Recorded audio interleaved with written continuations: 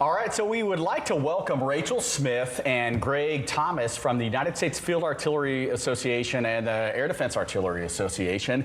They're going to provide us a little bit of background on the respective associations and what's coming up in a few weeks here now in the 2025 Fires Symposium. Thanks for joining us this morning. I know it's pretty early, but okay, so Dan's our military man. He knows all this stuff. I am. I mean, I am a retired field artillery officer, so this okay, is but for me, what are the Field Artillery and Air Defense Artillery Associations, and what are the respective missions? So the Field Artillery Association is over 100 years old.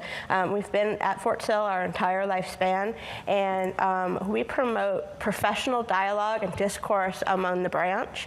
And we also strive to include industry and academia and bring all those things to the branch. Awesome. Now, how about you, Greg, with the Air Defense Artillery side?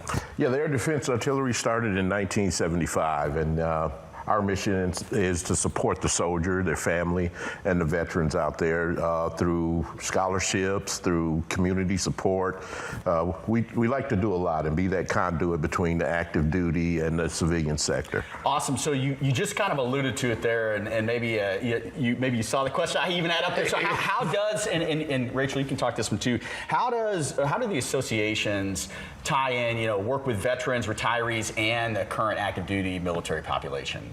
So again, we also offer scholarships and community assistance. We have chapters across the globe where veterans and retirees are still members, and that their viewpoint is incredibly important as the Army is shifting into large-scale ground combat again. A lot of our current soldiers really never served under that formation, so that information, those veterans and retirees are writing articles for the FA Journal, and they're providing unique insight into the future of the fighting force. Awesome. Now, so let's move on. Let's talk about the upcoming Fire Symposium. So that's coming up here in 2 weeks. What can folks expect if they attend the Fire Symposium this year?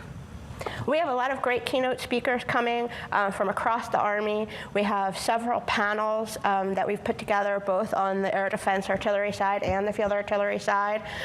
So you'll get to see a lot of different viewpoints. There's going to be over 60 different exhibitors, so they're bringing all sorts of new technology to show us. Awesome. Now, speaking of the impact of the Fire Symposium, what's the impact to the local community here and Fort Sill at large? So not many people know, but the FISTA is opening a brand new section of meeting space, and it's actually being finished as we speak. So, they become now the largest meeting space in the city, and we're so excited to work with them this year. Awesome. Now, as we finish up here, where can folks look for more information about the associations or the Fire Symposium?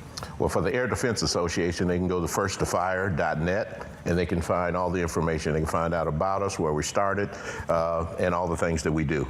Awesome. Yeah, and firesymposium.com is where they can find out information on the event. And then, of course, fieldartillery.org is where they can go to find out information on the association. Do you still have time to register for the Fire Symposium? Yes, the registration is still open. Visit firesymposium.com for all the information. Well, thank you so much for joining us this morning. We'll be right back with more local news and weather.